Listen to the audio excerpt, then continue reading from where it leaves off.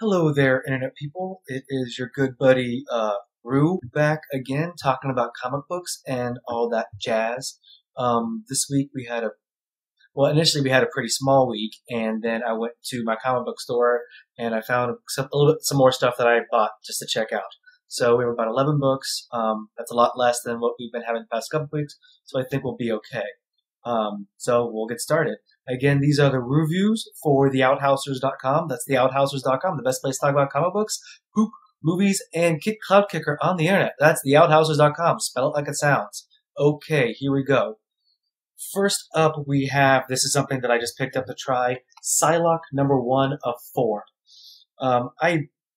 This book was stupid. I don't even really know why I picked it up. Well, I got it for the girl named Hope storyline there because I'm a sucker for crossovers, and I was hyper at the store, so I went manic and bought crap.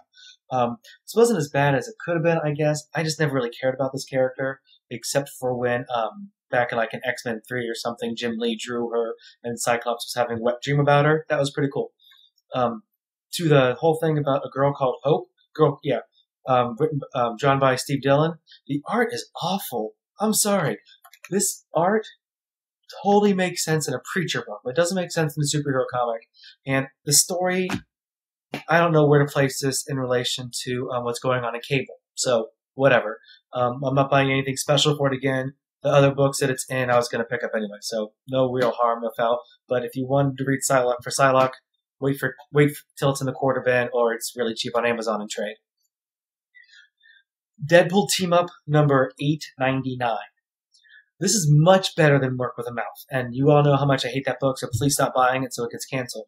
And if this remains one-shot stories with different writers, I think we're going to have lots of fun books.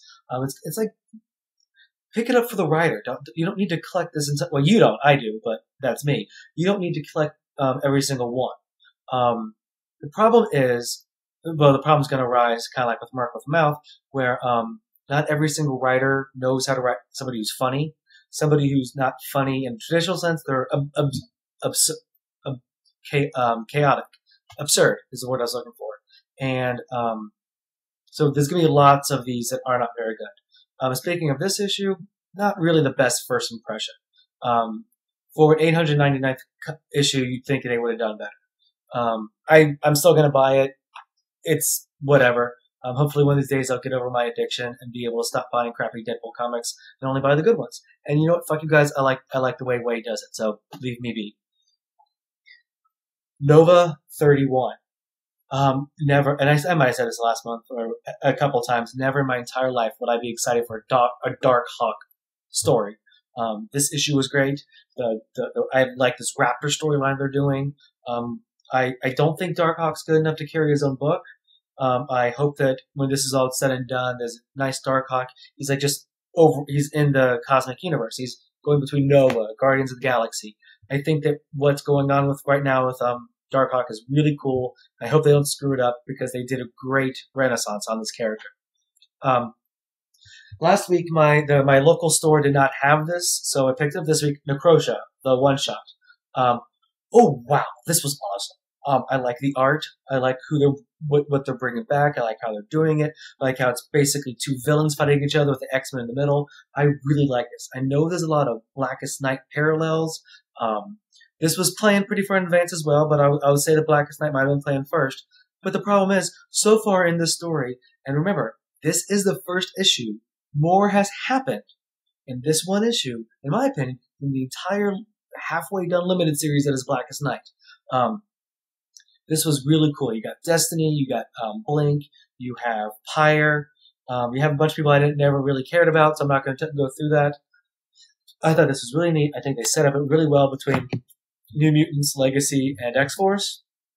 I liked it. Keeping with the Necrosha theme, New Mutants number 6. First of all, I picked up 1 through 5, just basically only because it was the return of Legion. Spoilers, whatever. They really didn't explain how Legion survived Bishop doing whatever he did to him at the end of Age of Apocalypse, or maybe I missed that in the 15 years since AOA. But it wasn't very good, and after Necrosha, I'm probably not going to stick with it. But damn, this was a cool issue. I didn't read the original New Mutants run. I came in when it switched over to X-Force pretty much, and I've gone back and picked up some back issues. But just from Extinction Agenda and other things, I really thought Douglock and Warlock were cool characters. This reminds me why I missed them. This was really cool. 2 issues in, however you want to call it, with a tie and all this other crap that people are going to complain about. I'm enjoying Necrosha very much. And if I wasn't one of those annoying completists, I'd be dropping Blackest Night and focusing solely on Necrosha. And I think you should too, because it was really fucking fun.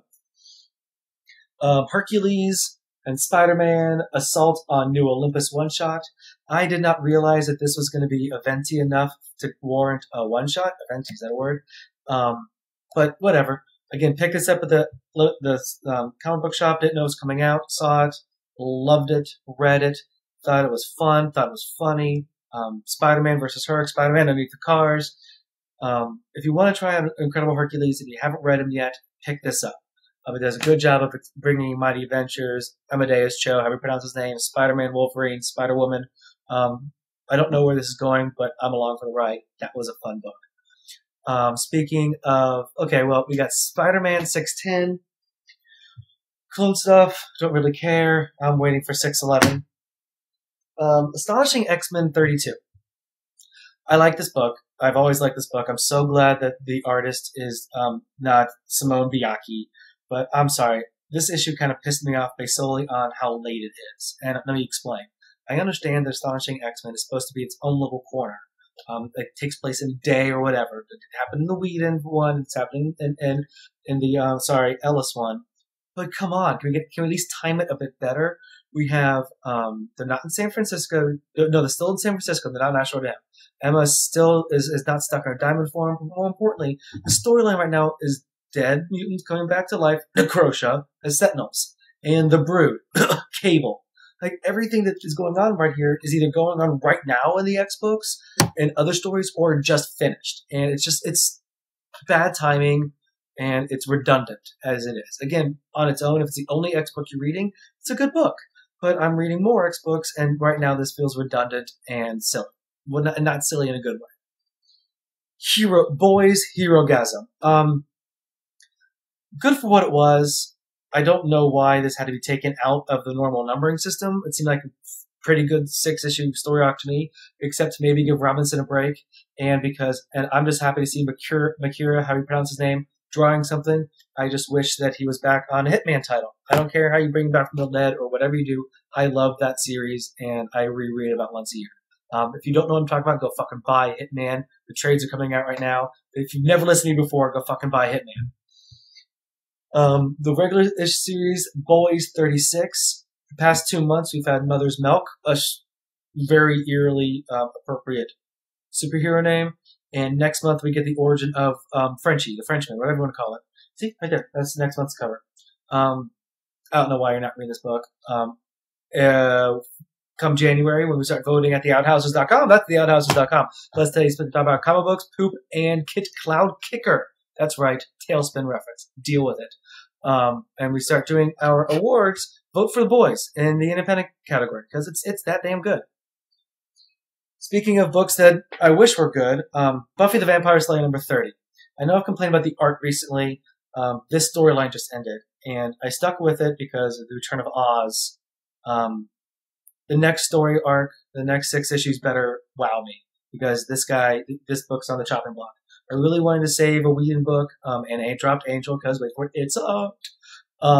This book is bordering on useless. I don't know if useless is right, whatever. I'm going to give it 6 more issues because I'm a sap, but they better be damn good issues. And finally, this week, we have Cinderella from Fabletown with Love. You know what? I know why I get called creepy for things like this. But damn, that look ain't doing something for you, and you're attracted to women. I don't want to know what does it for you, because damn. Seriously, it's a fun little spy book starring Cinderella. I don't know what else you want out of life. I enjoyed it. It was fun. Might read better in trade. I don't know. So if you do Fables in trade, make sure you pick this up. It's better. This one issue has been better than past 6 issues of Jack of Fables. That's it for this week. Enjoy. Peace.